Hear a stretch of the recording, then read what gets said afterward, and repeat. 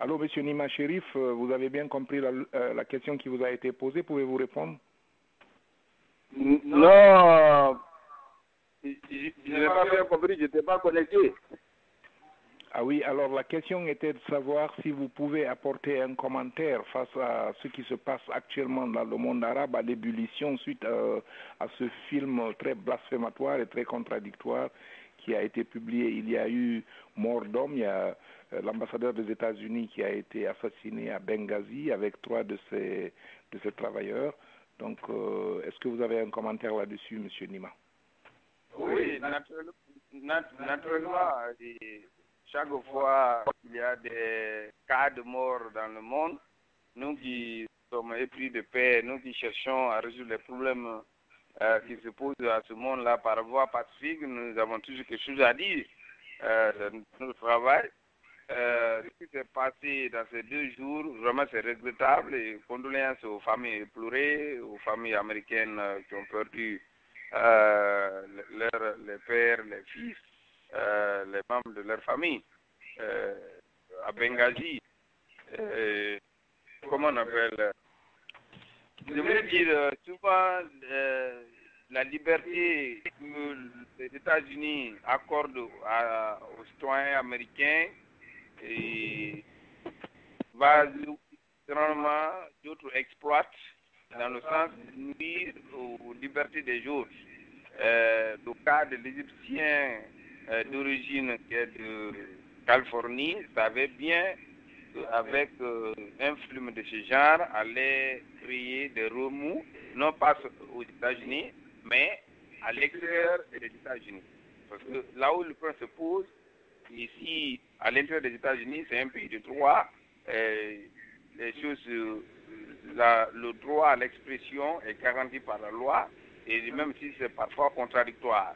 Mais le problème se pose où, quand tu donnes un message, un film de ce genre, tu ne vas pas contrôler la réaction des gens que les États-Unis ne contrôlent pas. Il y a des pays sans loi, comme nous avons vécu, des pays arabes en général, sont gouvernés finalement par l'émotion ou même par des rumeurs, comme le cas de ce film.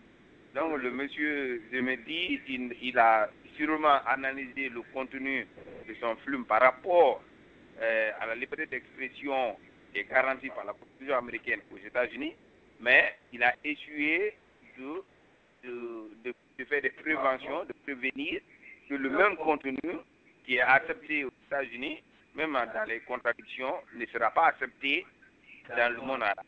Je crois que c'est l'erreur fondamentale qu'il a eu à commettre. Et je crois, là où il est aujourd'hui, il regrette, surtout avec les morts, les violences qui suivent jusqu'à présent. Donc c'est un message fort à tout le monde que quand vous faites un film de ce genre, ce qui est accepté chez vous peut ne pas être accepté ailleurs. Avec l'information sans frontières, je veux parler de l'Internet, qui n'a pas de frontières aujourd'hui. Vous voyez, le message sur l'Internet voyage à des millions de kilomètres et dès que c'est envoyé, l'envoyeur ne contrôle plus la vitesse à laquelle le message voyage. Et quand ça va à des destinations qui ne sont pas généralement les bienvenues de ces messages pareils. Donc encore une fois, je crois que le monde entier a appris, le monde civil a appris, les politiques doivent prendre le devant pour jouer un rôle. Les gouvernements dans les pays arabes chauffés à travers, qui sont bien choqués à travers le film, devraient prendre le devant et garantir la liberté et la sécurité du personnel diplomatique. C'est là où moi je suis vraiment choqué qu'on assiège une ambassade pendant plus de 5 heures et que ni l'armée, ni la gendarmerie, ni la douane, ni les forces de sécurité ne puissent intervenir dans les 2 minutes. Pendant les mêmes diplomates aux États-Unis, en 1 minute d'appel de 911, la police répond. Alors moi, c'est vraiment triste qu'on puisse assiéger une ambassade dans un pays, surtout un pays qui vient de sortir de la guerre, donc ils ont encore les armements et tout, et ils sont prêts, et ils n'ont pas pu répondre à l'attaque. Donc c'est regrettable. C'est tout ce que j'avais à dire. Je suis le débat. Je vous retourne le micro. Je vous remercie, monsieur, et donc je vais revenir vers ma consoeur de la Côte d'Ivoire, Madame Zoé Prudence Glory. Êtes-vous là, Madame Prudence Glory? Oui, je suis toujours à l'écoute. Vous me recevez maintenant, cher ami? Oui, je vous reçois, Georges Léonard, et la conférence est en cours, elle continue son cours. Voilà, donc je voudrais me rassurer que notre politologue nous suit 5 sur 5. Chérif Nima François, bonsoir. Il vient de faire son intervention, monsieur Georges Léonard. Ah, très bien, donc Alpha Pape Diallo, je le disais que le président guinéen a écrit à son homologue américain et il était question d'analyser s'il y a eu d'autres lettres de ce genre. À votre connaissance, Alpha Pape Diallo, est-ce que vous avez vu la teneur de certains messages en provenant des pays africains, par exemple, des chefs d'État africains, à l'égard du peuple américain? Oui, j'en ai vu plusieurs et beaucoup d'entre eux vraiment ont écrit et ont présenté leurs condoléances les plus profondes au gouvernement américain et aux familles des victimes. Et ils se dissocient et tout le monde condamne l'attaque et les tueries de cet ambassadeur et de ses collègues. Cela dit, il y a par exemple certains comme le président égyptien qui, malgré qu'il condamne les actes de sauvagerie et de barbarie, mais il dit que les gens ont le droit, il soutient que les gens ont le droit de protester quand il y a des blasphèmes contre leur prophète. C'est ça. Alors nous allons voir du côté du politologue guinéen, j'ai une question particulière pour lui. Chérif Nima François, est-ce que vous me recevez 5 sur 5? Oui, Georges, je vous reçois 5 sur 5. Voilà, donc merci d'être sur nos antennes comme tous les samedis. Vous le savez, cette émission est la vôtre. Alors, vous venez de donner votre point de vue, mais dites-nous, quelles sont les causes profondes, monsieur Chérif Nima François, de ces violences extrémistes musulmanes? Oui, Georges, c'est une question intéressante. Je crois la question devrait être posée aux docteurs en théologie, je crois, qui ont étudié les causes, la naissance des religions, les causes de leur émergence et l'épanouissement jusqu'à l'expansion. Et quand nous faisons, je vais juste vous rappeler un passage, quand j'étais en droit, j'ai étudié quand même l'Empire musulman, donc je vais m'inspirer de ce que nous avons étudié. L'Empire musulman disait que tous les pouvoirs étaient concentrés dans l'imam au début, et dans les mains de l'imam, le pouvoir politique, social et économique. Non, pas économique. Le pouvoir politique, économique et religieux. Non, le pouvoir économique, social et religieux était concentré dans les mains de l'imam dans le village. Donc, vous comprenez, c'est la seule personne qui décide sur les trois sorts. Et généralement, quand à l'expansion, pour demander aux gens d'adhérer à la religion, contrairement aux autres religions qui viennent à travers les livres et les messages, la religion musulmane aux premières heures demandait aux gens, quand ils arrivaient dans un village, un vendredi, c'est-à-dire des peuples animistes, d'alors, les messagers du prophète venaient et demandaient aux gens, ils annonçaient le message du prophète et les gens étaient automatiquement contraints de les suivre, faute de peine qui était prescrite d'après eux. Donc, vous voyez, c'est devenu une culture et jusqu'à présent, il est dit de ne pas montrer la photo du prophète, de ne pas parler même de sa vie, de ne pas montrer un film. Ce qui s'est passé, c'est parce que le monsieur qui a eu à faire le film, il savait bien que c'est un Égyptien d'origine, il est catholique bien sûr, mais il est Égyptien d'origine, il savait, il a vécu là-bas, il savait bien que les musulmans est considéré comme blasphème quand tu montres la photo du prophète. Donc, il savait quelque part, malgré le droit d'expression qu'il jouit et il est protégé par la Constitution américaine, puisqu'il est de Californie, mais les pays, parce que le film est posté à l'Internet, c'est là où il y a eu le problème. Si le film était juste vu aux États-Unis, à l'intérieur des États-Unis, n'allait pas franchir les frontières des États-Unis, il n'allait pas eu de problème. Mais avec l'Internet qui n'a pas de frontières, aujourd'hui, ils ont eu l'accès aux épisodes sur YouTube. Et ils ont vu. Et chez eux, ils ont une autre appréciation.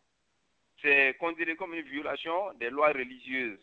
Une atteinte à la moralité au prophète, à la vie du prophète, de blasphème. Donc, moi, je me dis que les causes lointaines, les causes réelles, c'est parce que l'Internet n'a pas de frontières. Et une fois qu'un message est parti, tu ne peux plus contrôler sa vitesse. Sinon, si c'était un film qu'on pouvait prendre et jouer à l'interne, on gardait à l'interne ici, et ici, les droits sont protégés. Mais c'est parti, on ne contrôle pas la Libye, les États-Unis ne contrôlent pas ces pays, nous ne commandons pas les forces de l'ordre dans ces pays-là qui ont retardé de venir sauver l'ambassadeur. Moi, là où moi je suis choqué, tout le monde sait que la Libye venait de sortir d'une guerre civile.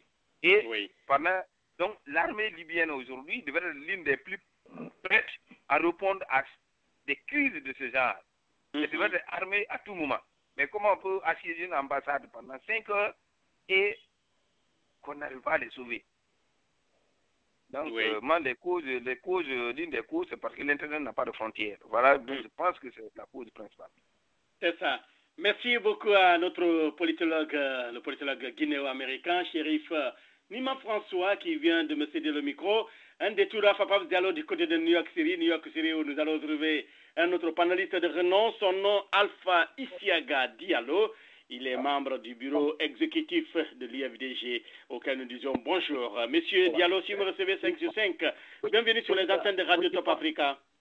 Oui, bonsoir, Monsieur Sagno. Bonsoir à tous nos auditeurs. Bonsoir à mon oncle Pape Diallo.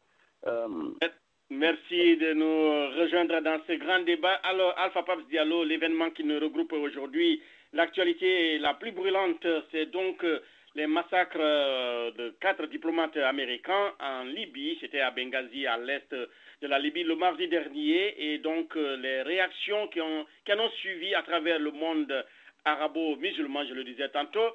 Selon vous, quelles sont les vraies causes de ces violences, Alpha Pape Diallo, dans le monde arabo-musulman aujourd'hui, suite à la sortie, bien évidemment, d'un film controversé, lequel film d'ailleurs, je vous rappelle, chers auditeurs, dont l'auteur de ce film a été interpellé donc par la police de Los Angeles pour des fins d'enquête aujourd'hui, samedi même. Alors, Alpha Pape Diallo, à vous l'antenne. Oui, merci. Merci Georges Léonard. Je vais tout à l'heure mettre mon commentaire. Alpha Pape Diallo, oui, voilà, vous parlez, et puis bon, après, d'un dialogue à un autre, il n'y a qu'un pas. Je voudrais dire Alpha Isiaga Diallo de l'IFDG à New York. Alpha Pape Diallo, autant pour moi. Oh, ok, très bien. Monsieur Isiaga, vous avez le micro. Alors, Alpha Isiaga Diallo, est-ce que vous nous recevez? Oui, je vous reçois à 5 pour 5. Alors, quelle réaction suscite en vous la diffusion d'abord de ce film controversé sur l'islam sur l'Internet et à partir des États-Unis et les violences qui en ont suivi à travers le monde arabo-musulman depuis hier, Alpha Pape Diallo?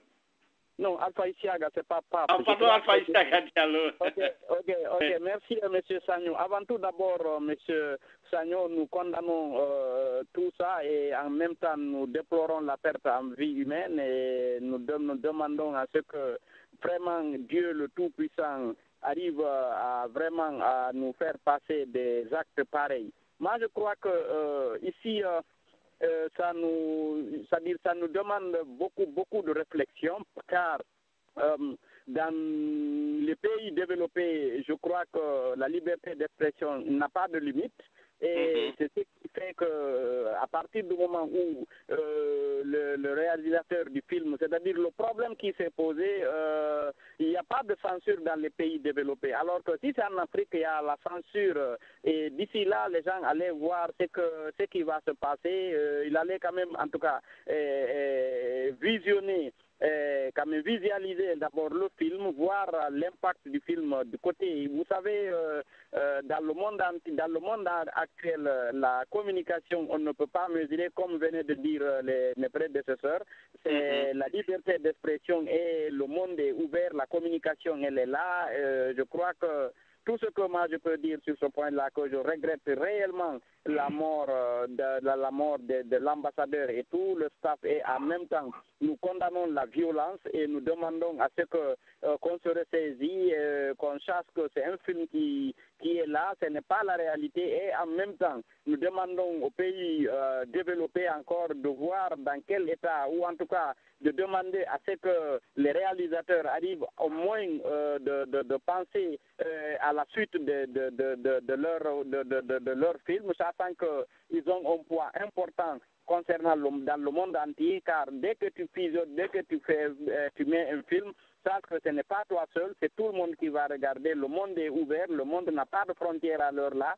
Je crois que ici, ce film, moi je crois que ce film, je ne sais pas comment, mais c'est un sabotage réel je ne sais pas de la liberté et de la justice dans le monde entier, car le film n'a pas le droit, le réalisateur ne devrait vraiment pas faire sortir ce film, car c'est un film qui, à l'état actuel des choses, n'est pas bien placé pour, en tout cas, être produit et sorti, diffusé.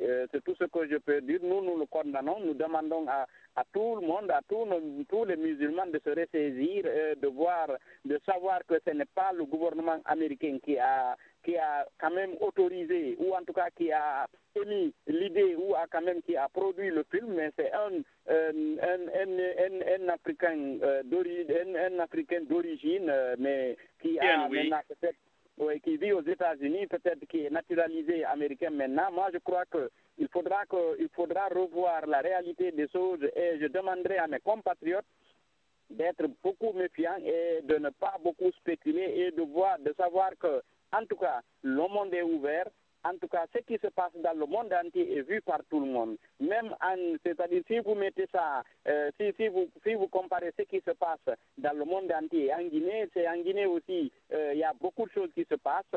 Je vous rappelle que hier nuit, même aujourd'hui, le quartier de Kisoso est assiégé par des militaires. En tout cas, il y avait un problème qui s'était posé entre les communautés là-bas à cause d'une mosquée. Il y a eu beaucoup des arrestations. Je ne sais même pas s'il n'y a pas eu de perte en vie humaine, mais quand même, Kisoso est assiégé entre la communauté, je ne sais pas si c'est Peul et Malinké. En tout cas, ça ne va pas à Kisoso. Les forces de l'ordre sont en train de ratisser le coin, même tout de suite là. Je crois que le monde est ouvert. C'est un message fort pour les dictateurs africains, pour qu'ils sachent que le monde le voit, que le monde ne peut pas cacher quelque chose maintenant. Ce n'est pas en 58 ou en 80, là où si tu commets quelque chose dans un pays, personne ne peut voir si, en tout cas, ce n'est pas le téléphone ou quelques voies minimes de communication. Je crois que c'est un message fort pour les dictateurs en Afrique, surtout en Afrique, M.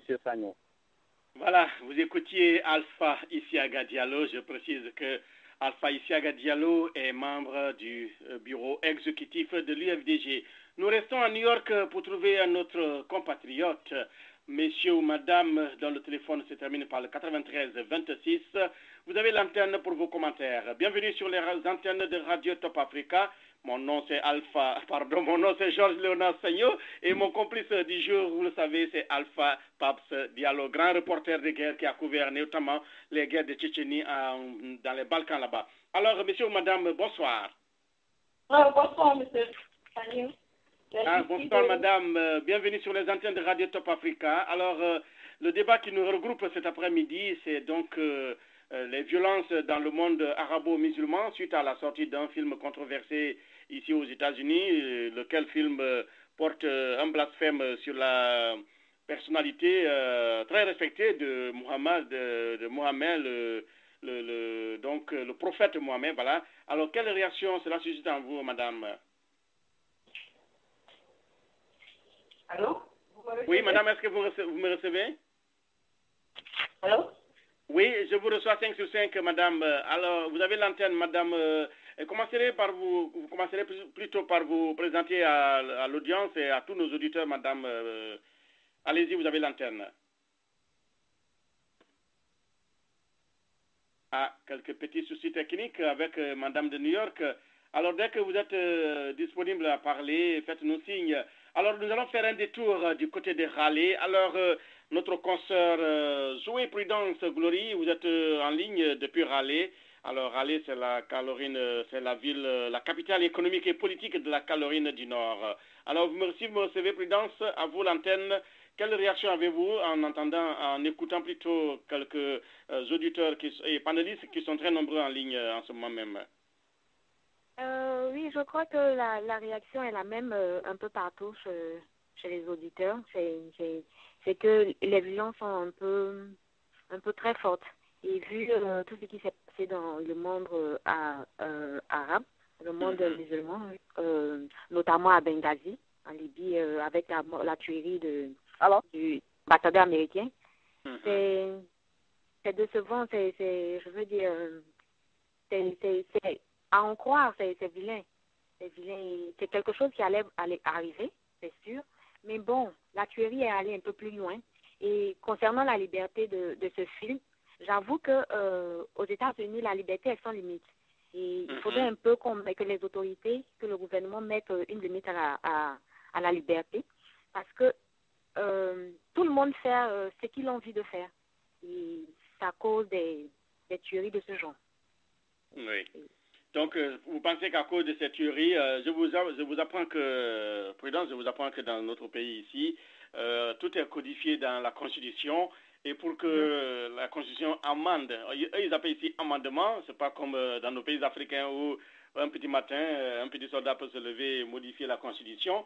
Ici, ce n'est pas le cas. Pour que le chef d'État ou en tout cas la Constitution soit modifiée, je crois que les politologues qui sont très nombreux en ligne pourront faire des analyses, mais je crois que cela doit faire l'objet de débats au Congrès et au Sénat, et après, justement, s'il y a lieu de modifier, ils commencent à modifier. Et je crois que depuis que le monde est monde aux États-Unis, la Constitution américaine a été changée, a été modifiée, je crois, pas plus de 5 ou 6 fois. Alors, ça, c'est ça les États-Unis. Une fois que c'est codifié, et la Constitution, le pays même a été fondé sur ça. Ils appellent ça les fondements même des États-Unis. Donc, la liberté d'expression, la liberté religieuse, la liberté de communiquer, d'aller, de mouvement, donc de se regrouper, d'avoir une religion ou pas. Tout ça, ça a été fait dès le début de la création et la fondation de la nation américaine qu'on appelle ici les États-Unis. Alors, il faudra vraiment que les congressistes ou les députés, les sénateurs se lèvent sûrement pour revoir certains articles, je suis d'accord avec vous, de leur constitution. Alors, on va faire direction. Donc, merci à mademoiselle Glory. Je rappelle à nos auditeurs que l'une de nos invités du jour est donc mademoiselle Joël Prudence Glory, journaliste ivoirienne basée à Raleigh, en Caroline du Nord. Raleigh, où nous saluons tous nos auditeurs et auditrices, sans oublier l'importante communauté guinéo-sénégalaise. Alors, de retour à Washington, nous en voulons pour New York City, la capitale économique mondiale. Alors, madame, si vous me recevez, je crois que cette fois-ci, vous portez bien votre casque. Madame, dont le téléphone se termine par le 93 26 917 635, à vous l'antenne. Vous commencez par vous présenter à l'audience.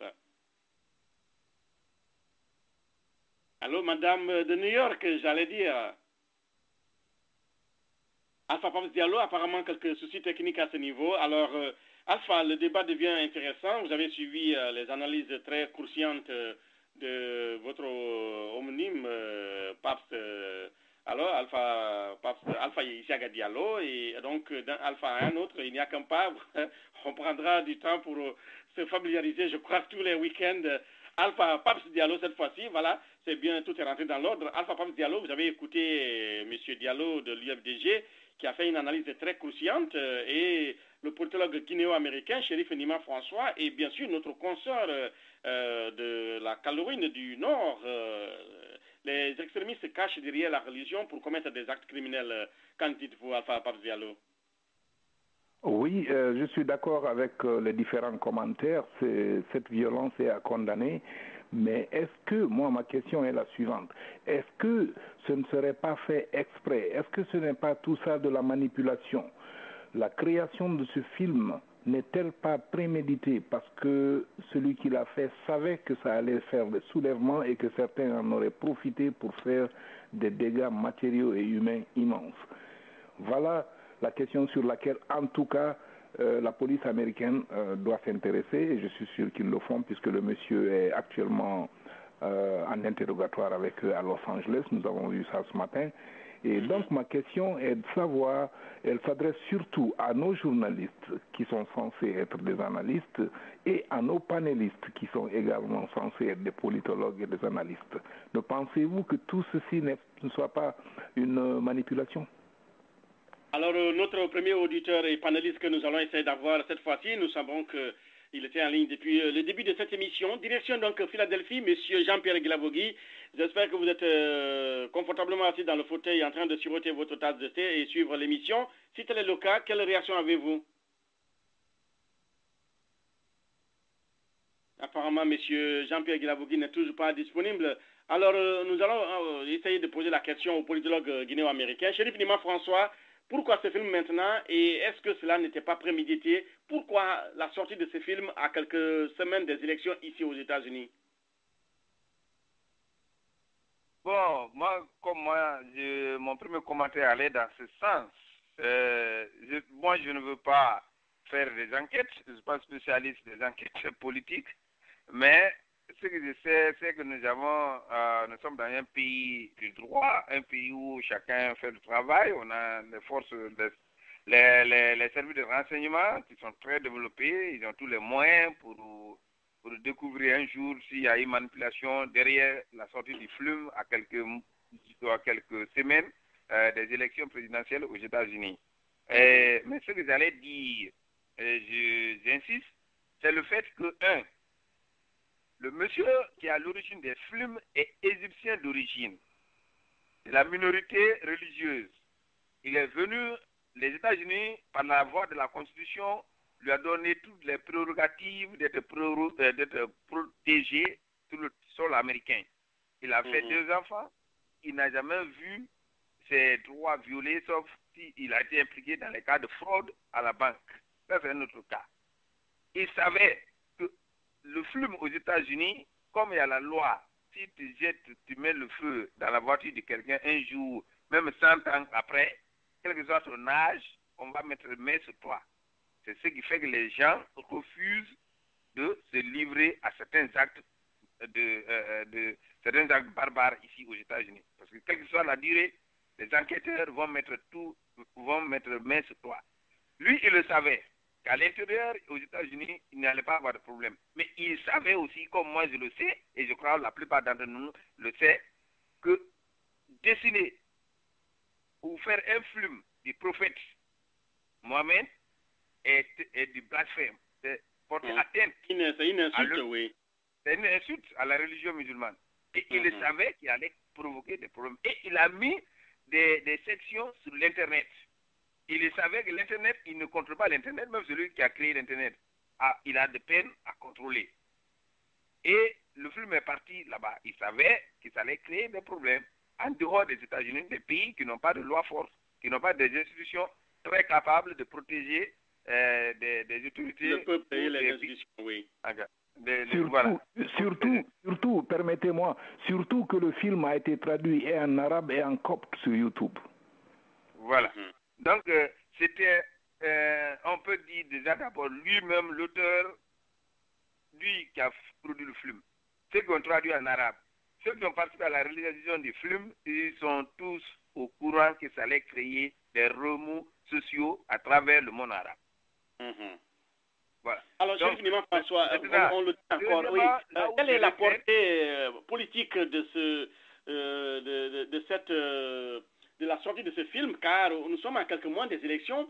Pensez-vous que cela pourrait mettre un peu des bâtons dans les roues du camp démocrate, car vous savez, le président Obama, c'est quand même lui le président en exercice, et aujourd'hui la gauche, pour ne pas dire le camp républicain, au départ n'a pas été très tolérant. Ils ont sorti des communiqués, il y a eu des discours qui étaient très tendus, très durs contre le pouvoir, en disant que le pouvoir n'a pas tout fait, n'a pas beaucoup fait pour protéger nos diplomates, et voilà, le pouvoir, il manque de leadership à Washington. Alors, pensez-vous que ces actes criminels et ces réactions à travers le monde arabo-musulman, car de Kuala Lumpur à Jakarta, en passant par Khartoum et donc le Liban, même, bon, au Liban, il y a eu des manifs là-bas, mais je crois que ça, c'était aussi contre l'arrivée du pape et tant d'autres. Ce n'était pas tellement ce qui se passe, mais d'une façon générale, à Téhéran, partout, il y a eu des manifs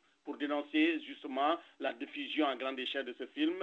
Pensez-vous que cela pourrait nuire aux démocrates aux élections qui arrivent dans quelques semaines, Chérif Nima François? Bon, politiquement, nuire aux démocrates, point d'interrogation, mais ça dépend le message qui est le message envoyé après les événements et les mesures prises pour honorer surtout les victimes et leurs familles. Et vous savez, les républicains, le camp républicain a eu des problèmes quand le candidat opposé n'a pas tardé à donner déjà a fait des commentaires qui n'ont pas été des commentaires qui n'ont pas été vraiment appréciés par une grande portion de la population, ce qui a joué à l'avantage du Parti démocrate, du candidat démocrate naturellement. Et vous avez vu les sondages. Et d'autres même sont allés loin pour dire qu'il n'est pas prêt, puisque le Obama lui a accusé de tirer et chercher à comprendre, au lieu de comprendre avant de tirer. Donc c'est deux différences fondamentales.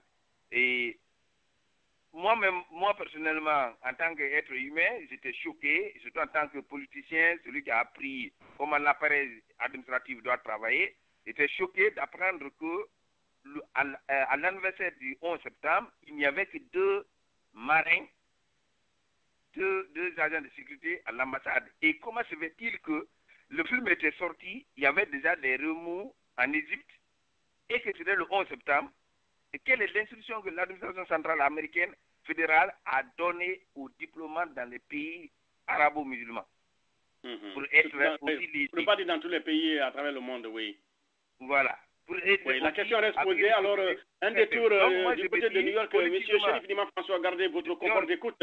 Nous allons aussi mesurer la température au niveau de notre compatriote, le politicien Alpha Isiaga Diallo, je mesure bien mes mots. Alors, Alpha Isiaga Diallo, quelle est la portée politique que ces violences dans le monde suite donc à la diffusion de ce film et à l'assassinat des diplomates américains? Quelle réaction, dis-je, pourrait-on avoir, quelle retombée politique cela pourrait engendrer ici aux États-Unis, dans le camp surtout démocrate, car nous sommes à la veille des élections, ne l'oublions pas, Alpha Isiaga Diallo? Oui, merci, Monsieur Sagnon. Je crois qu'ici, on ne sait pas, parce que vous connaissez la politique, personne ne peut calculer, on ne sait pas ce qui va advenir, mais l'essentiel qui est là, moi je crois que depuis que Obama est au pouvoir, là, depuis que les démocrates ont repris encore, en tout cas le pays, il se débrouille pas mal, parce que vous savez, au moment de Bush, c'était complet, c'est-à-dire c'était la division était nette entre les Américains et les pays arabes. Je crois que maintenant, petit à petit, il a pu reprendre quand même un peu du poids, et c'est ce qui a amené le pays jusqu'aujourd'hui avec le colorel que vous connaissez de l'islamophobie et autres dans le monde entier, mais quand même il a pu contenir les tensions, et en même temps il a respecté sa parole. Moi je crois que ici ce qui va se passer, c'est que les républicains, ils n'ont pas eu quand même le sang-froid, sinon ils pouvaient quand même profiter de ça pour quand même percer. Mais malheureusement, par manque d'expérience ou en même temps par esprit de supériorité quelque part, en tout cas, ils ont quand même ils étaient agités en vraiment qualifiant d'Obama de tout ça là. Mais sachez que ce qui s'est passé, ce n'est pas Obama qui a envoyé l'armée américaine quelque part. Ce n'est pas une guerre qui était là, qu'on allait quand même, ils ne sont pas partis pour quand même dire qu'ils sont partis pour protéger un pays ou quoi que ce soit. C'est la diplomatie qui était là. Ça, c'est le rôle de l'administration qui est là. Il fallait quand même que le pays soit représenté partout dans le monde entier. Et maintenant, dire que, par exemple, M. Nima vient de dire tout de suite là que c'était le 11 septembre, il y avait les violences étaient là. Moi, je crois que le 11 septembre, c'était pas visible. Personne ne faisait attention à ce film-là. c'est quand même, on ne sait pas comment ça, c'est-à-dire le feu est allumé, mais quand même, moi je crois que Obama s'est ressaisi, il a pu reprendre le poids et je vous dis que ça ne va absolument rien toucher le camp démocrate, mais la naïveté, je peux dire politique du camp adverse, ça va faire beaucoup de poids car l'Américain, au moment où ça pleure, on ne doit pas toucher une personne ou en tout cas on ne doit pas toucher l'administration. Ce n'est pas le problème de l'administration, c'est un problème, c'est un cas isolé qui est là, qui est sorti, ce n'est pas l'ordre du président ou en tout cas du Congrès ou de qui que ce soit ce qui s'est passé. Je crois que ici, le gars, en tout cas, le gars qui a produit, en tout cas, qui a fait sortir le film, lui, il va payer le pot cassé, mais quand même, nous pensons que réellement, les producteurs, quand même, vont quand même tirer les leçons et savoir le message qu'il faut sortir, car le film, c'est comme les contes en Afrique et les légendes, c'est comme les contes et les légendes, c'est l'éducation, c'est-à-dire c'est pour propulser, en tout cas, quelque chose, c'est pour faire sortir un message, mais néanmoins, néanmoins, ce que je dirais, en tout cas, aux gens, que c'est d'observer, mais Obama, ça ne va pas le toucher, je suis sûr.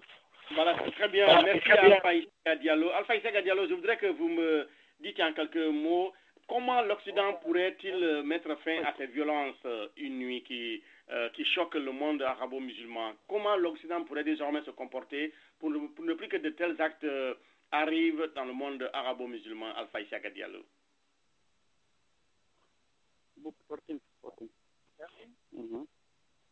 Moi, je crois que ici, ce n'est pas si facile que ça. Il faudra que l'administration américaine arrive à se ressaisir, quand même continuer à percer, continuer à faire sortir des messages et que le gouvernement américain arrive à faire un communiqué officiel, dire que c'est un acte isolé, ça ne vient pas du gouvernement américain ni du peuple américain, c'est des cas isolés et le gars va répondre aux actes qu'il a commis. Je crois que ça pourrait quand même faire un peu baisser la tension. Oui, très bien. Voilà, donc vous écoutiez Alpha Issaga Diallo, politicien guinéen basé à New York City. New York, où nous disons bonjour à tous nos auditeurs et auditrices. Le temps pour nous également de dire bonjour à nos auditeurs et à nos partenaires d'Évasion Télévision et Évasion FM 90.7 à Conakry. Et le premier de notre auditeur là-bas s'appelle Zakaria Kamara, le directeur général de Radio Évasion Télévision. Alors, le temps pour nous également de faire un clin d'œil à tous ceux qui nous écoutent du côté de Goma où nous saluons nos partenaires, les nouveaux partenaires de Radio Top Africa, de Radio Moutani 97.00 MHz dans la région de Goma. Pour pratiquer cette radio qui nous retransmet désormais, vous cliquez sur www.moutani.com. Moutani, ça s'écrit de la façon suivante. Alors, MUTANI.com. Radio Moutani qui émet à partir de Goma. Goma, c'est l'une des grandes villes à l'est de la République démocratique du Congo. Un clin d'œil également à notre radio partenaire aussi à Beni. Beni, c'est toujours à l'est de ce beau pays. Radio Béni Télé Soleil qui nous retransmet alors depuis très longtemps. Un bonjour à El Hadj Koudra Maliro, qui est journaliste émérite à cette radio. Et un bonjour également à Madame Chantal Faïda, analyste et économiste à Goma, sans oublier Marie-Rose Bora, professeure de son État. Et un clin d'œil également à tous nos auditeurs du côté de Lubumbashi, tous ceux qui s'apprêtent à fêter le week-end à Lubumbashi number 1. Faites attention car le week-end, quand il est délicieux, ça peut faire des dégâts. Un clin d'œil également à tous ceux qui nous écoutent du côté des 4 régions naturelles de Guinée. Et bonjour à tous nos auditeurs de Podé Dakar, de Kindia, de Mamou, de Telimele, de Bofa, de Lola, de Gogota, de Suluta, de Nzerekore et de Farana, sans oublier dans la capitale des agrumes qui est Kindia. Alors, bonjour également à tous ceux qui nous écoutent du côté de Bamako, là-bas à Maniambougou, au bord du fleuve Niger. Là-bas, ça s'appelle le Joliba. Un clin d'œil également à notre confrère Aristide Boni à Abidjan et notre compatriote et ami Landry Kio qui se trouve aussi à Abidjan. Landry Kio qui a le magazine qui fait rage actuellement dans la capitale ivoirienne. Alors, mesdames et messieurs, notre émission se poursuit. Nous allons également saluer tous ceux qui nous écoutent de Hong Kong, de Sydney à Melbourne, là-bas en Australie, sans oublier nos auditeurs de Paris et du Canada. Alors, mesdames et messieurs, l'émission se poursuit. Comme vous le savez, Alpha Paps Diallo, mon complice de tous les jours. Alors, Alpha Paps Diallo, comment faire pour que l'Occident mette fin à ces violences, pour ne plus créer des provocations de ce genre? Est-ce que l'Occident a des moyens pour filtrer le message qui part justement des quatre coins de l'Occident, Alpha Paps Diallo? Oui, nous avons suivi l'intervention de la secrétaire d'État Hillary Clinton. Madame Hillary Clinton a condamné avec véhémence ce film qu'elle a trouvé très provocateur et vraiment fauteur de troubles et même insolent. Et cela dit, elle a dissocié totalement le gouvernement et le peuple américain de ce film. C'est un producteur indépendant qui a réalisé ce film et qui l'a mis sans aucun contrôle sur l'Internet, à travers YouTube. Donc, elle a dissocié les États-Unis à ça. Il faudrait bien que les Arabes le comprennent. Et son discours a été traduit et retransmis dans plusieurs langues et dans même plusieurs dialectes arabes. Donc, cela a été fait. N'oublions pas également que Obama lui-même a dit que le principe même fondamental des États-Unis, c'est la liberté de la religion aussi. Et donc, le gouvernement américain est contre, et l'État américain est contre toute personne ou tout acte qui serait provocateur ou qui insulterait ou qui dénigrerait une autre religion, quelle qu'elle soit. Donc, cela dit, le gouvernement américain est en guerre contre les terroristes, mais il n'est pas en guerre contre les Arabes ou contre les musulmans. Ça, il l'a dit et répété plusieurs fois. Alors, je crois qu'on devrait continuer à faire passer ce message et je suis sûr que les gouvernements de ces pays arabes font la même chose. Ils cherchent, par exemple, on a vu le gouvernement du Yémen qui a empêché, littéralement empêché, que les mêmes saccages se fassent au niveau de l'ambassade américaine au Yémen. Nous avons vu en Inde également et à Jakarta, il y a eu de la protection. Et aussi, il y a beaucoup de musulmans, il faut le mentionner, d'origine asiatique en Australie.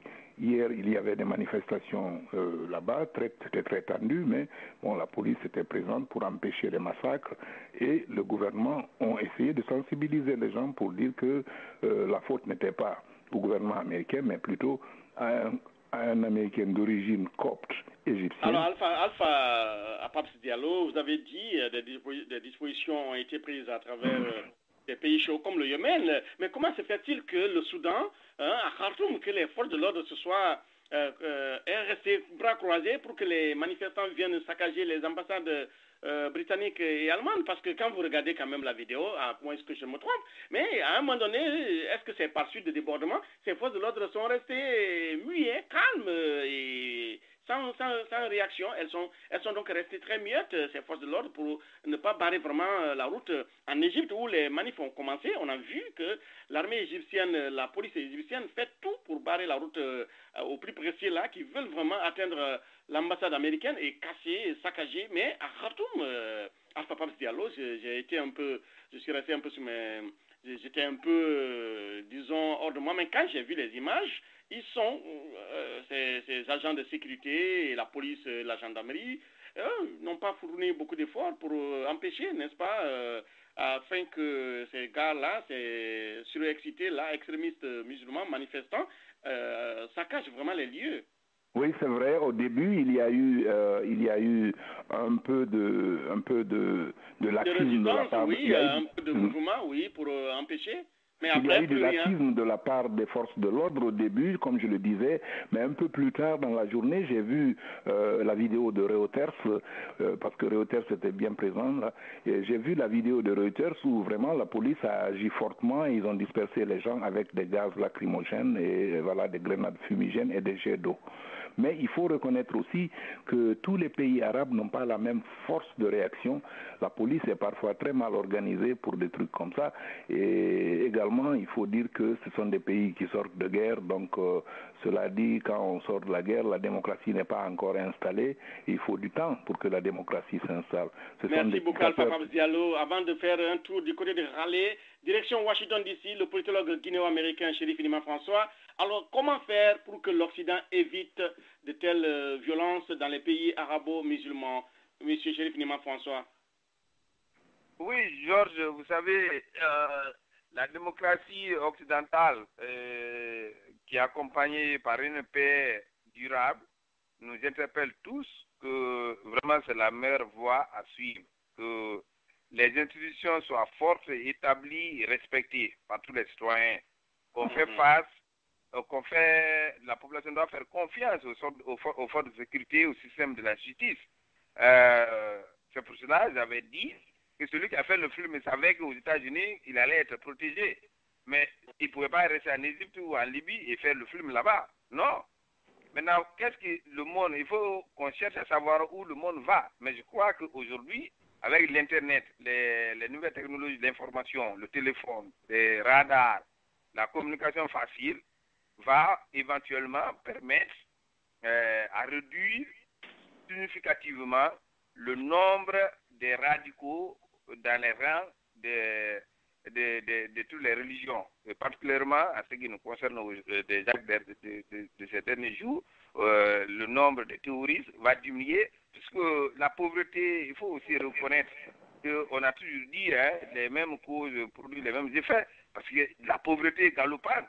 Vous savez, les gens, la plupart des jeunes là n'ont pas de travail, n'ont pas que faire, et ils profitent de situations pareilles pour s'accaparer des biens des ambassades, tuer pour des terroristes et s'accaparer des biens pour ceux qui sont affamés. Et mais tout ça là, c'est parce qu'ils savent que quelque part, ils n'ont pas confiance à un système judiciaire qui peut les venger, entre guillemets. C'est-à-dire qu'il peut prendre les auteurs des crimes et les punir. Mais aux États-Unis, aujourd'hui, vous avez vu, c'est les hommes de loi qui sont allés prendre l'Égyptien, l'auteur des films, pour l'interroger. Et c'est cette confiance-là que le monde moderne, le monde occidental est en train de s'efforcer pour cultiver dans les pays pauvres. Mais ça ne peut pas aller très vite, aussi longtemps que le niveau de la pauvreté est très très élevé. Mais c'est déjà en bonne voie. Et surtout, ce qui est même l'une des conséquences du fait que l'Internet n'a pas de frontières, c'est ce que nous avons vécu avec le voyage rapide du film à travers le monde. Mais au fur et à mesure que ça va aussi aider à découvrir le monde, devient de plus en plus un petit village où tu peux voyager plus vite. Et le film n'a même pas fait quelques minutes, le film a fait le tour du monde. Et nous avons vu les films de Jogota en Guinée là-bas, avant que le gouvernement cherchait à cacher les corps à Jogota. Nous, on avait déjà les films avec les voix. Et c'est comme ça. Mais nous sommes sur un bon chemin. Et j'ai écouté notre sœur qui disait qu'il faut qu'on revoie la Constitution et limiter les droits d'expression. Moi, je me dis non. Au contraire, nous cherchons à laisser, à cultiver ce que nous avons appris des mondes modernes pour dire que c'est dans la voie d'expression. Quand vous empêchez quelqu'un de s'exprimer, un jour, tôt ou tard, il va toujours s'exprimer.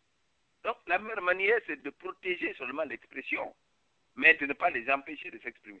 Voilà ma vision et je crois que le monde est sur ce chemin avec les nouvelles, avec les technologies de communication. Je crois qu'on va aller encore plus vite, malgré que le gap entre le niveau de développement et le développement vertigineux des moyens de communication là soit très grand. Mais je crois que nous sommes sur le bon chemin et nous allons plutôt faire l'expansion du droit à la parole, du droit à l'expression que de restreindre. Merci, Georges. Très bien, merci. Donc, au politologue guinéo-américain Alpha Pape Diallo, nous allons faire un détour du côté de Raleigh pour que notre consoeur et sœur en même temps, complice de cette journée, disent un dernier mot sur ce chapitre. Diffusion de films et réactions dans le monde arabo-musulman. Avant qu'on attaque le second thème du jour, je vous rappelle que pour des raisons techniques que nous avons connues au départ, cette émission va se prolonger un peu plus tard, jusqu'à 17h. Alors, cela dit, Prudence Glory, vous avez écouté les politologues et politiciens qui sont panafricains, qui sont en ligne.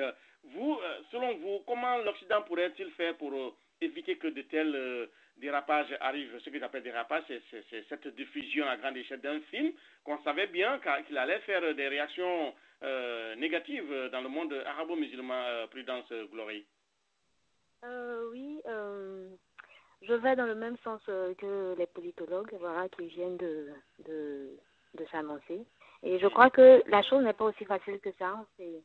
Parce que je crois que ce film a été diffusé au moment même où les États-Unis s'apprêtent à passer les élections.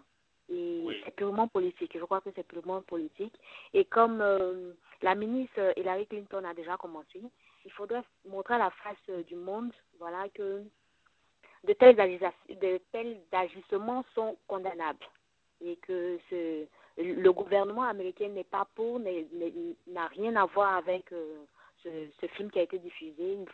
Il faut parler, il faut demander pardon, il faut s'excuser devant le monde musulman. Moi, c'est ce que je crois. Très bien. Alors, Alpha Pape Diallo, quel dernier mot sur ces chapitres avant qu'on ne passe au second sujet?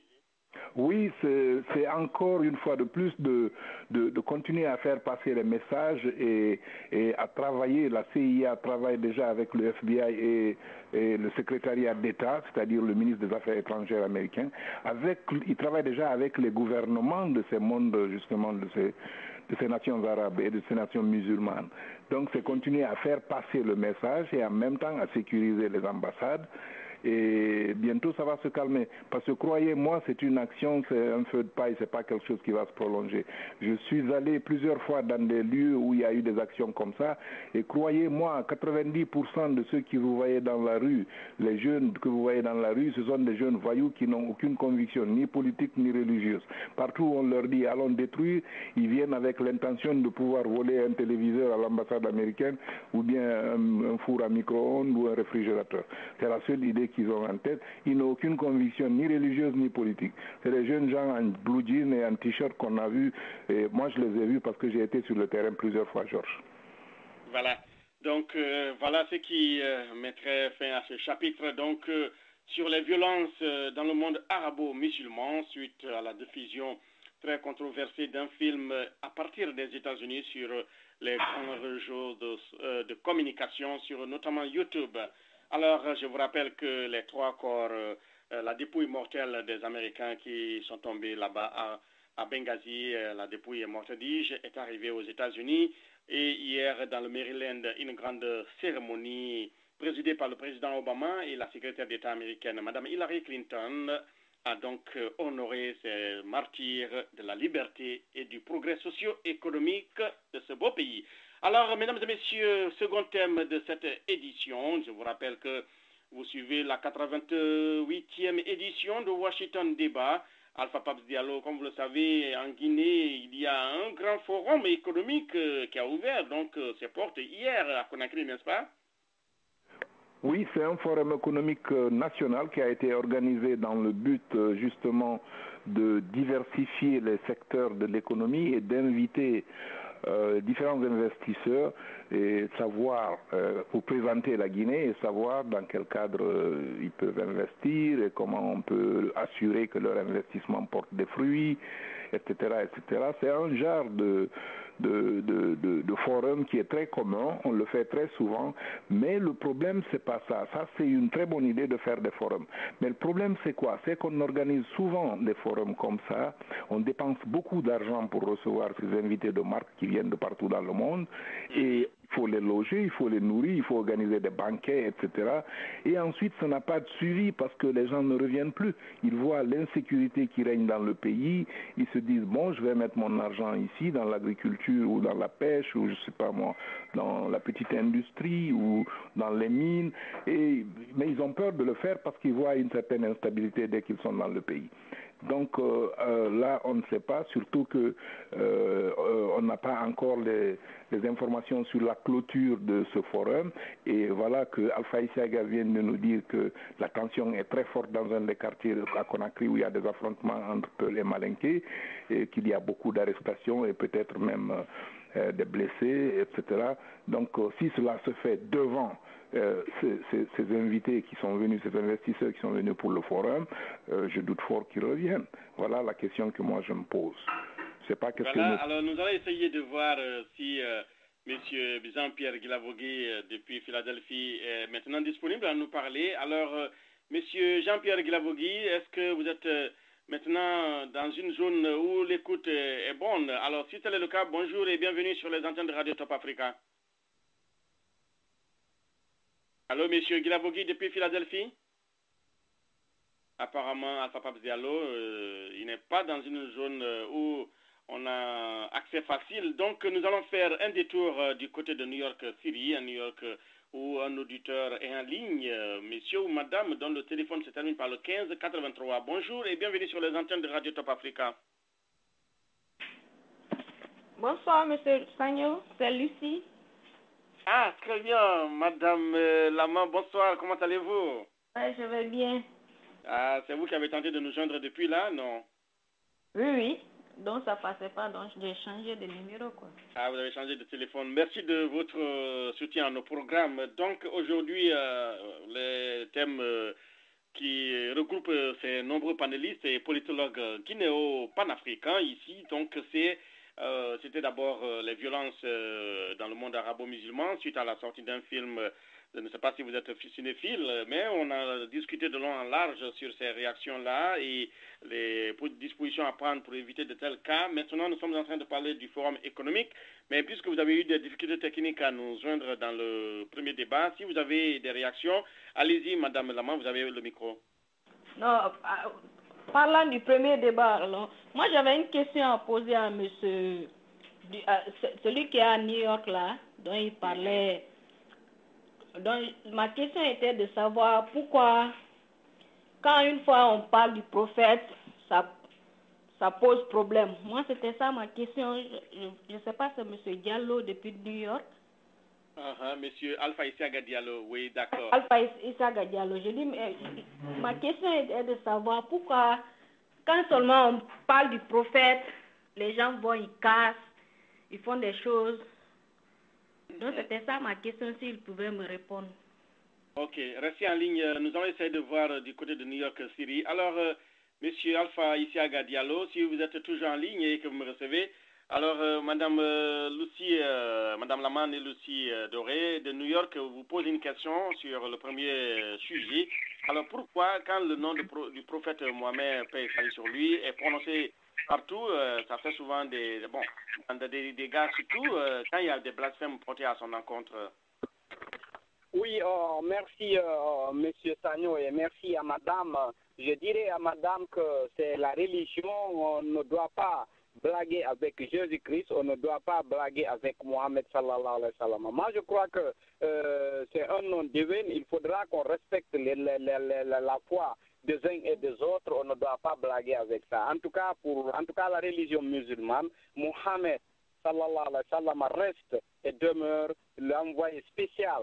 Et c'est grâce à lui que vous entendez la religion musulmane. Il est là, c'est le prophète Mohamedou, c'est Dieu qui l'a envoyé, c'est un envoyé de Dieu. Nous le respectons, nous reconnaissons qu'il est l'envoyé de Dieu. C'est pourquoi nous ne demandons à tout le monde de croire à ce que nous croyons, mais au contraire, si c'est le contraire, en tout cas, nous respectons la religion des uns et les autres aussi doivent respecter la religion des autres. Je crois que je parle dans un contexte simple et j'ai dit moi, nous, par exemple, parce que je me mets à la place des musulmans et de l'autre côté, je me mets à la place des chrétiens. Il ne faut pas qu'on blague, vous n'aurez pas Vous ne pouvez pas voir quelqu'un blaguer avec Jésus-Christ. Vous ne voyez pas quelqu'un qui doit blaguer avec Mohammed sallallahu alayhi wa sallam. Je crois que ce sont des envoyés de Dieu. Il faut qu'on le respecte. Il faudra quand même que tout le monde le respecte. C'est pour cette raison, je crois que je ne veux pas aller au-delà de ça, madame. C'est la religion. Nous respectons la foi des uns.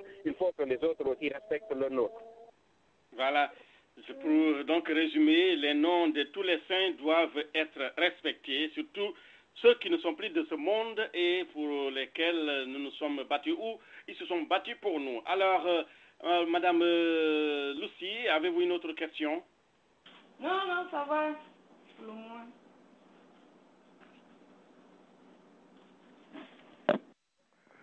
Allô, Georges? Allô, Georges Léonard? Bon, nous avons un problème technique, je crois, avec le microphone de Georges Léonard, mais je voudrais ajouter également une petite précision sur la réponse de Diallo Issaga. Je voulais dire tout simplement que il ne faut pas oublier un facteur très important. La religion musulmane est plus jeune, beaucoup plus jeune que la religion chrétienne.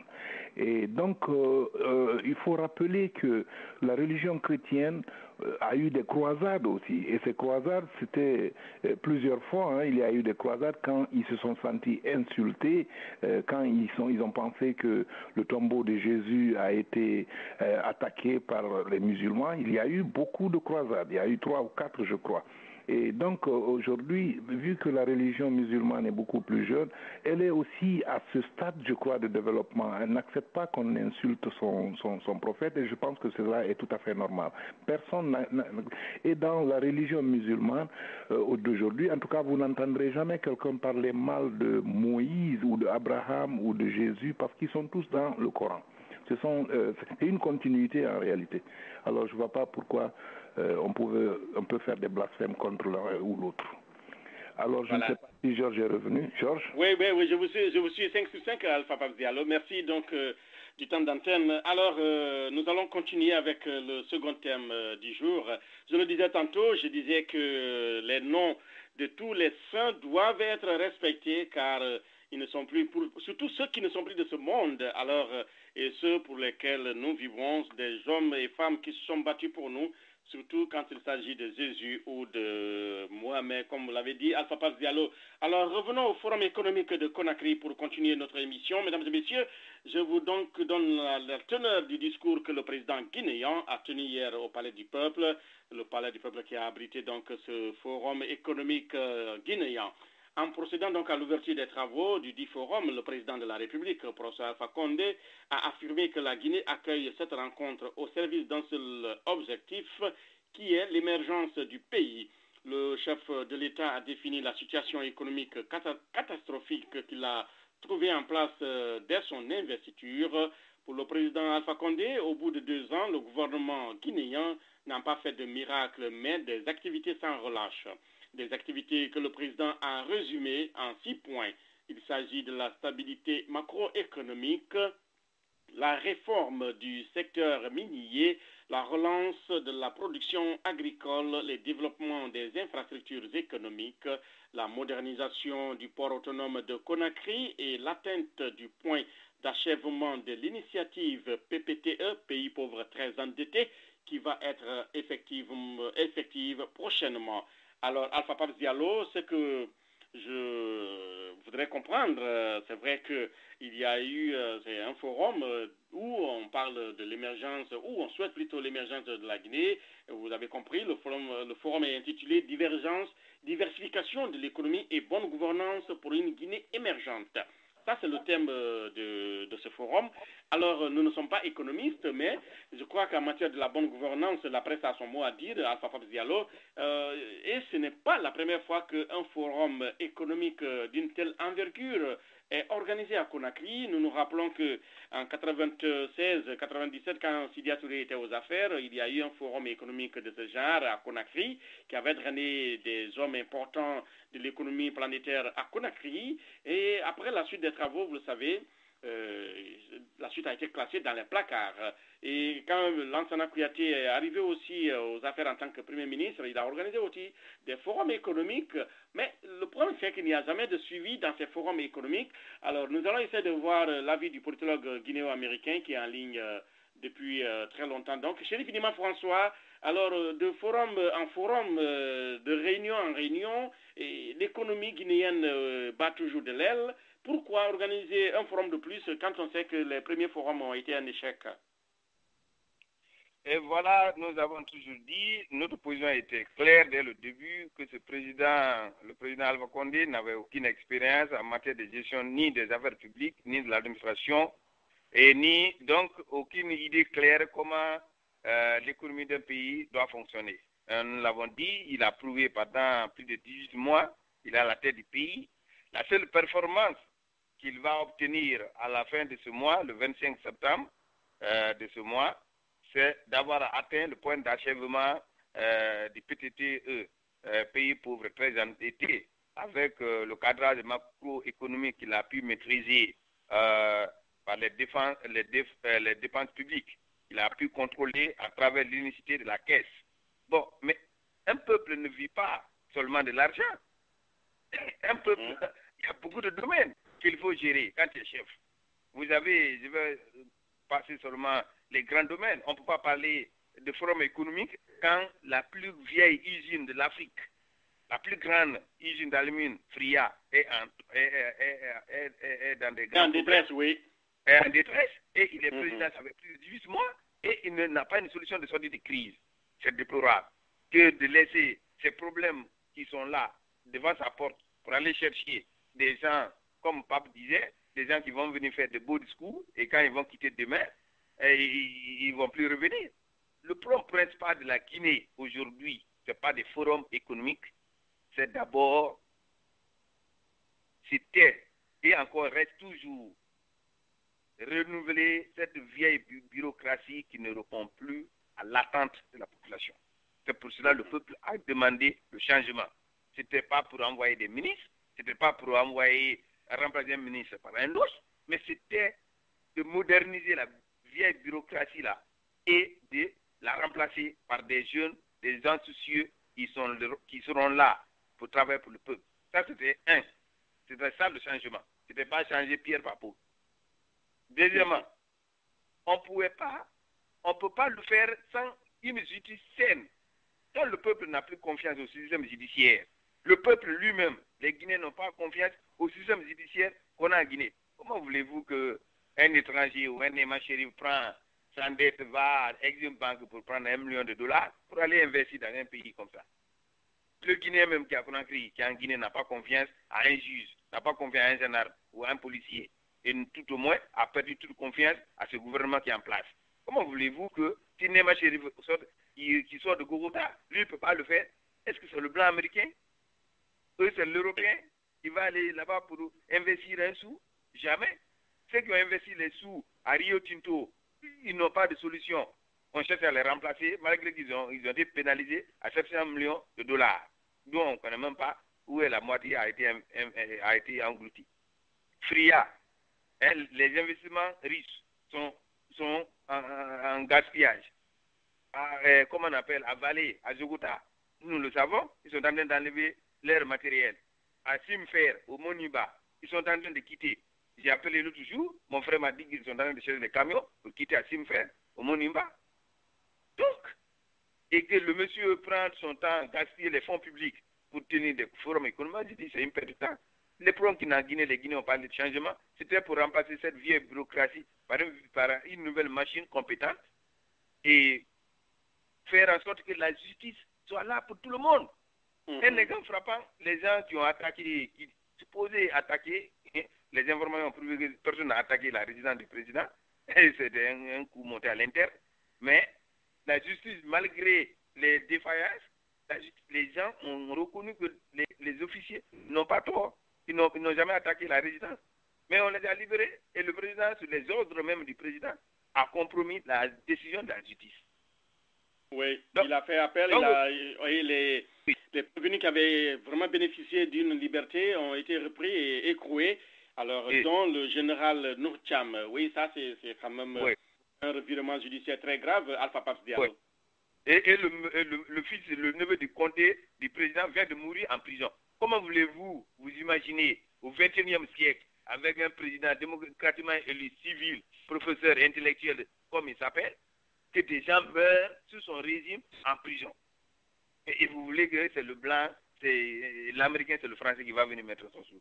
Cependant que les autres sont en train de quitter, plier bagages pour quitter à cause de l'insécurité.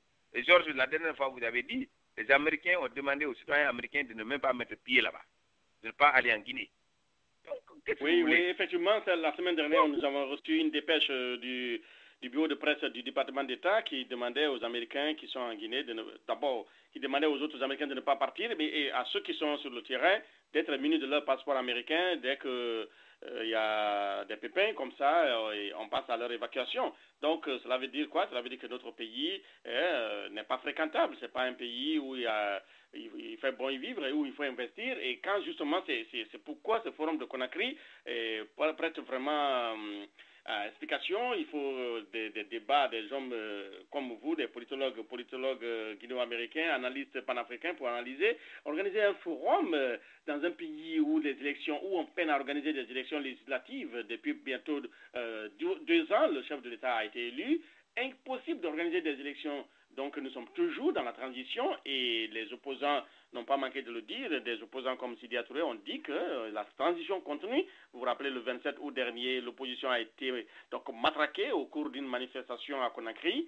Et on nous parlait même de voitures de cortège de l'opposition mitraillées. Donc, vous avez évoqué aussi la mort d'un homme très célèbre qui fut l'aide de camp du chef d'État défend le général Lansana Conté en détention. C'est inadmissible. Il y a 2 jours, un avocat a été agressé en haute banlieue vers le kilomètre 36 et dépouillé de tous ses biens, y compris son ordinateur.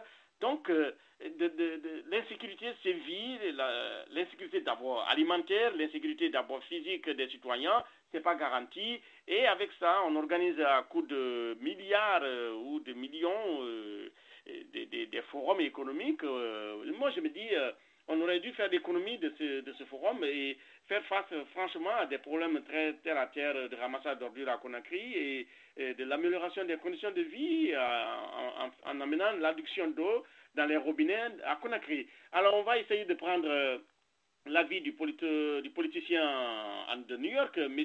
Alpha Isiaga Diallo. Alpha Isiaga Diallo, alors, le forum économique de Conakry, quel commentaire avez-vous? Est-ce que ça valait la peine selon vous? Oui, monsieur Sagno, je m'excuse très fort. Je suis dans un lieu, je suis à Connecticut comme ça, Darien, Connecticut. Je crois que je ne peux pas dire plus que ce que vous venez de dire, car l'essentiel qui est là, au lieu d'organiser un forum économique, pourquoi ne pas organiser une conférence nationale ou en tout cas le tissu social. Je crois que Alpha Paps Diallo, je crois que nous avons des problèmes de connexion. Notre invité politologue, politicien, il est à Connecticut. Apparemment, il est dans une zone. Alpha Isiaga Diallo, dès que vous êtes en bonne position, faites-nous signe, on vous reprendra dans un instant. Alors, Alpha Paps Diallo, vous avez compris, les propos de nos panélistes sont durs en reste. Donc, en résumé, il ne fallait pas organiser un forum économique à Conakry. Oui, c'était vraiment pas nécessaire. Je ne vois pas pourquoi ils l'ont fait, mais c'était pas nécessaire vu que c'est messieurs qu'ils ont invités. Voyez-vous, je vous cite certains. Il y a Jean-Luc François qui est responsable du département agriculture, développement rural et biodiversité à l'Agence française de développement. Il y a David Acker qui est doyen du collège d'agriculteurs et des sciences de la vie de l'Université d'État d'Iowa.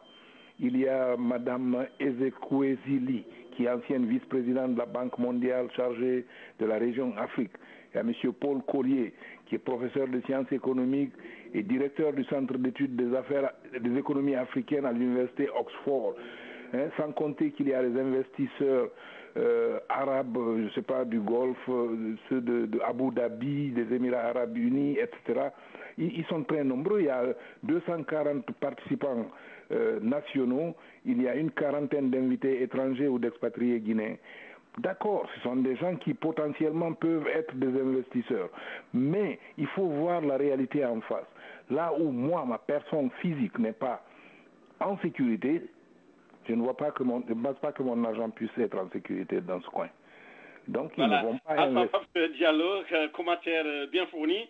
En plus des invités que vous avez évoqués, je voudrais vous dire qu'il y a aussi, à Conakry, on a noté la présence de Jacques Diouf, l'ancien directeur général de la FAO, et qui a tenu un discours dans lequel il disait que la tenue de ce forum dénote de la transparence que la Guinée fait l'objet en matière de gouvernance et qui est un chemin vers la sécurité alimentaire. Selon lui, l'atteinte de cet objectif nécessite une bonne coordination des services techniques de l'agriculture et de l'élevage. Parole de diplomate, je vous dis au passage, Alpha Pape Diallo. Alors je poursuis une autre analyse, un autre commentaire, un autre message. Cette fois-ci, le message il est écorcé, il est très fort. C'est de Zoseline Frasser-Molekiti, directrice du groupe Gouvernance démocratique au PNUD. Alors le PNUD, c'est le Programme des Nations Unies pour le développement. Elle a mis l'accent sur l'organisation des élections législatives transparentes comme un facteur de bonne gouvernance. Dans le même sillage, elle a invité le gouvernement au respect des valeurs démocratiques avant de rassurer de l'appui de son institution dans cette démarche. Alpha Pape Diallo, je crois que les Nations Unies ne sont pas allées du dos de la cuillère. Oui, il y a tout récemment un de mes amis qui était en visite privée à Conakry. À son retour, il m'a dit, écoute, là-bas, j'ai rencontré des délégations du FMI qui viennent tout le temps là-bas, mais c'est comme un verset. Et le seul verset qu'il récite, et qu'il récite encore, et qu'il répète, c'est qu'il faut des élections législatives. Sans élections législatives, ces gens-là ne foutront pas $1 dans les caisses guinéennes. Ça, c'est clair et net. Ils l'ont dit et répété plusieurs fois. Élections législatives. Alors, depuis 2 ans au pouvoir, pourquoi il n'y a pas d'élections législatives? Alors que ça devait se faire 6 mois seulement après les élections présidentielles, comme c'était prévu. Pourquoi jusqu'à présent il n'y en a pas? Il dit que c'est l'opposition qui l'empêche de le faire. Mais c'est lui le président de la République ou pas? Voilà la question que moi je me pose. Et c'est une autre analyse, Alpha Pape Diallo, le gouvernement guinéen déjà qui se réjouit du programme PTTE, mais il faut dire que c'est un programme qui n'est pas encore acquis et que la Banque mondiale, les institutions financières internationales, les pays développés vont essayer d'examiner s'il faut que la Guinée soit, la dette guinéenne ou les nombreuses dettes guinéennes soient revues et s'il faut laisser tomber une certaine partie, ça sera chose faite, mais l'appréciation viendra très bientôt, donc il faudrait que la Guinée joue à la carte de la prudence car ce n'est pas encore acquis. On a vu comment le Millennium Challenge Account a été donc, disons, géré dans des pays comme le Sénégal où le chef de l'État, après avoir obtenu cet argent, 500 millions de dollars, il est parti donner une mallette d'argent à un diplomate occidental qui quittait Dakar. Il lui a donné 500 000 dollars comme prix de cola, comme quoi chez nous ici, quand un étranger part, on lui donne de la cola. Alors nous allons essayer de voir l'avis de d'autres consoeurs du côté de la Caroline du Nord. Alors, Prudence Glory, quel commentaire avez-vous sur la tenue d'un forum économique dans un pays qui peine à organiser des élections législatives, dans un pays donc où la transition continue il y a 18 mois de cela? D'accord. Moi d'abord, je vais commencer par le thème et je veux définir d'abord la bonne gouvernance. On dit que la bonne gouvernance, c'est la manière dont les gouvernements gèrent les ressources économiques et sociales d'un pays. Et en plus, c'est l'exercice du pouvoir de façon honnête, transparente, équitable et la participation citoyenne et la comptabilité. Je veux dire, est-ce que dans un pays, comme vous l'avez dit, où il n'y a pas de sécurité, où le pays peut à peine organiser des élections, est-ce qu'il est nécessaire d'organiser un forum? Est-ce qu'il est nécessaire d'organiser un forum quand il n'y a pas de sécurité, quand on n'a pas la possibilité d'organiser les élections? Je crois que ce n'est pas la peine. Je crois que ce n'est même pas la peine. Parce que est-ce que ce forum a une influence positive? Est-ce que les forums qu'il y a eu déjà, parce que je crois qu'en Guinée, ce n'est pas la première fois qu'ils organisent un forum. Je crois que le forum a été déjà organisé en Guinée. Est-ce qu'il y a eu une suivi? Ce n'est pas la peine. Il faut d'abord gérer la question de sécurité, il faut d'abord gérer la question de bonne gouvernance dans un pays pour pouvoir organiser un forum. Parce que là, je crois que c'est plutôt des dépenses du pays, c'est plutôt une dépense pour le pays. C'est ce que je crois. Voilà. Alpha Pape Diallo, donc vous avez compris, hein, notre consoeur de parler du dos de la cuillère également, et c'est pas ça qui... La démocratie, la bonne gouvernance, il y a beaucoup d'exigences. La liberté de presse n'est pas garantie. On a fermé des radios privées il n'y a pas longtemps. Des journalistes ont été tabassés, inquiétés, et leurs médias donc fermés.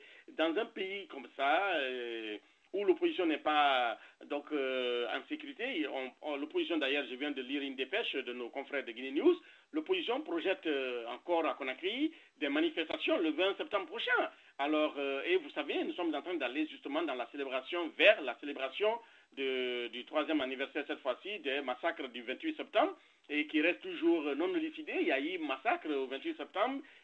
Jusqu'à aujourd'hui, personne ne sait qui a été coupable et qui a été condamné, qui n'a pas été coupable, qui a été relaxé.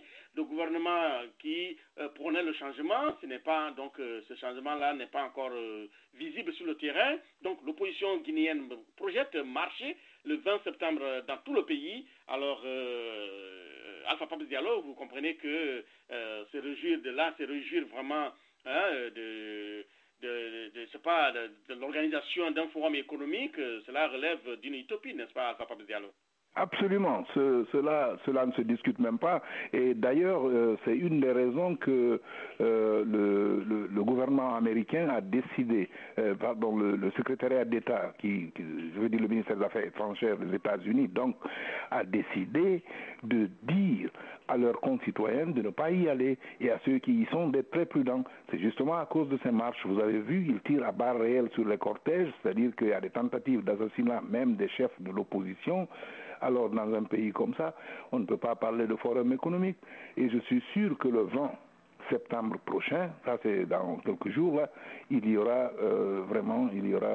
encore du gâchis à Conakry. Ça, vous pouvez me croire. Je ne suis pas un prophète, mais vous pouvez me croire. Parce que, voyez-vous, ils ont dépassé la ligne rouge. La ligne rouge, c'est quoi? C'est tirer sur le cortège de l'opposition. Ça, c'est une tentative d'assassinat. S'ils sont allés jusque-là, les gens en ont ras-le-bol. Très bien. Merci à Papa Diallo. Donc, les quelques dernières notes vont être consacrées donc, à un clin d'œil à nos amis éparpillés à travers le monde, nos annonceurs. Et c'est sur cette note musicale de Naija Music que nous allons donc fermer portes et fenêtres de cette émission. Mais un petit clin d'œil à tous nos amis et de T-Mac. T-Mac, c'est ce marché sur l'Internet qui donc vous donne l'occasion d'acheter sur le net et de construire chez vous en Afrique, surtout en Guinée, sans y être. Alors, un clin d'œil donc à nos amis de Télémac, tmacguinée.com et toutes les informations sont sur notre site radiotopafrica.com. Un clin d'œil également à Suleiman Diop avec son entreprise Techno Repair. Pour vos achats de computers, d'ordinateurs neufs ou IJT, contactez donc M. Suleiman Diop à l'angle de New Hampshire Avenue et Georgia Avenue à Washington, D.C. Un clin d'œil également à la compagnie de transport maritime de René Dionamo et M. Alpha Bari à Baltimore pour tous vos besoins de manutention. Alors, mesdames et messieurs, ça a été un plaisir pour nous de vous servir. Vous avez été très nombreux et tout le plaisir a été pour nous. Alpha Pape Diallo, donc les dernières notes musicales, quels sont les derniers mots que vous avez à l'endroit de nos auditeurs? Je remercie beaucoup tous nos auditeurs qui sont très nombreux, il faut le signaler, et aussi nos panélistes qui nous sont très fidèles, qui viennent toujours partager leurs points de vue et leurs analyses. Et je remercie infiniment notre consoeur de la Côte d'Ivoire et je lui souhaite un bon séjour aux États-Unis et je lui dis à samedi prochain, nous voulons vous voir ici à chaque émission, nous voulons vous avoir, votre rapport nous est très, très utile et très important. Alors merci Georges Léonard depuis New York, c'est Alpha Pape Diallo. Très bien, donc c'est sur cette note d'espoir et de note musicale que nous disons merci à tous nos auditeurs et auditrices panélistes du jour. Retrouvez-nous sur Facebook et sur Twitter, les réseaux sociaux de communication. Mon nom c'est Georges Léonard Sagnon depuis Washington.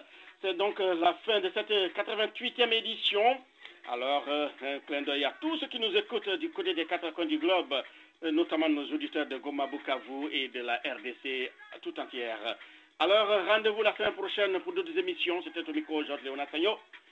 Où que vous soyez, quoi que vous fassiez, bonne soirée à vous. Si vous voulez réécouter cette émission, Georges Léonard, le numéro du playback, c'est le 209 647 16 99. Pour ceux qui ne nous ont pas eu au départ. C'est ça, voilà. Donc, tous ceux qui n'ont pas eu le temps de nous avoir en live, pour écouter le grand débat du jour, 209 647 16 99, et le code demeure le même, 67 21 37. Et dans quelques instants, retrouvez donc cette émission en audio sur notre site www.radiotopafrica.com. Allez, bonne soirée chez vous.